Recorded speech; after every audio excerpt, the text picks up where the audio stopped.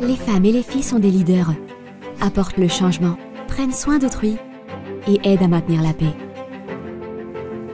Malgré le rôle actif qu'elles jouent dans nos sociétés, encore aujourd'hui, les femmes et les filles sont obligées de se battre pour leurs droits. Quels progrès avons-nous réalisés? Et que reste-t-il à accomplir? Comment pouvez-vous poursuivre le combat pour l'égalité des droits? Le combat des femmes pour l'égalité des droits dure depuis des siècles. Mais 1848 a marqué un tournant pour les droits des femmes avec la Convention de Seneca Falls, où des femmes activistes ont réclamé publiquement leurs droits civiques, sociaux, politiques et religieux.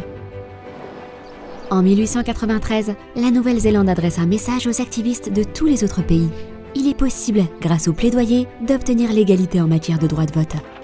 À l'aube du XXe siècle, les femmes du monde entier se mobilisent, plus nombreuses que jamais, pour faire campagne en faveur de l'égalité des sexes, au moment où la place des femmes dans la main-d'œuvre évolue rapidement, ouvrant de nouvelles possibilités au-delà des rôles féminins consistant à prendre soin d'autrui.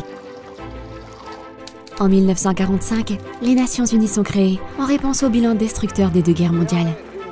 Et Eleanor Roosevelt supervise la rédaction de la Déclaration universelle des droits de l'homme. Aux côtés d'autres défenseurs des droits, elle souligne dans le texte la place des droits des femmes à l'attention du monde entier. Cela permet d'établir les fondations des règles et des normes relatives aux droits des femmes à l'échelle internationale. Au cours des décennies suivantes, alors que les femmes obtiennent des postes historiques de dirigeantes au sein des gouvernements, des femmes activistes au niveau local s'intègrent à l'élan mondial en devenant de puissants symboles de résistance féministe et de changement social.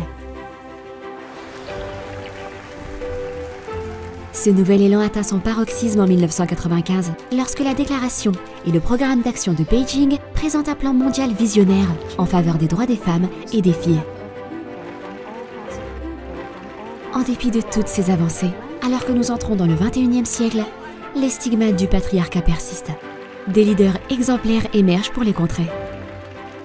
Avec l'essor de l'ère numérique, les médias sociaux s'avèrent un outil crucial pour encourager les populations dans leur lutte contre l'injustice. La voix d'une seule femme se révèle désormais plus puissante que jamais. Les activistes au niveau local déclenchent des mouvements sociaux, sur Internet et ailleurs, que ce soit dans les villes ou les villages, inspirant de futures générations de femmes et de filles leaders. Suite aux campagnes menées sans relâche, ces mouvements génèrent des changements de politique, indiquant un véritable basculement des attitudes et des pratiques vis-à-vis de l'égalité des droits au niveau international.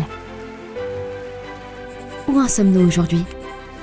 Un quart de siècle après la déclaration de Beijing, les femmes et les hommes doivent se mobiliser de concert pour surmonter les obstacles qui persistent vis-à-vis de l'égalité des sexes. Ils doivent se battre pour mettre fin à la violence basée sur le genre et favoriser l'accès aux soins médicaux et l'égalité salariale et de participation à la vie politique. L'encre n'est pas encore sèche. Joignez-vous, vous aussi, à la génération égalité et continuons à écrire l'histoire ensemble.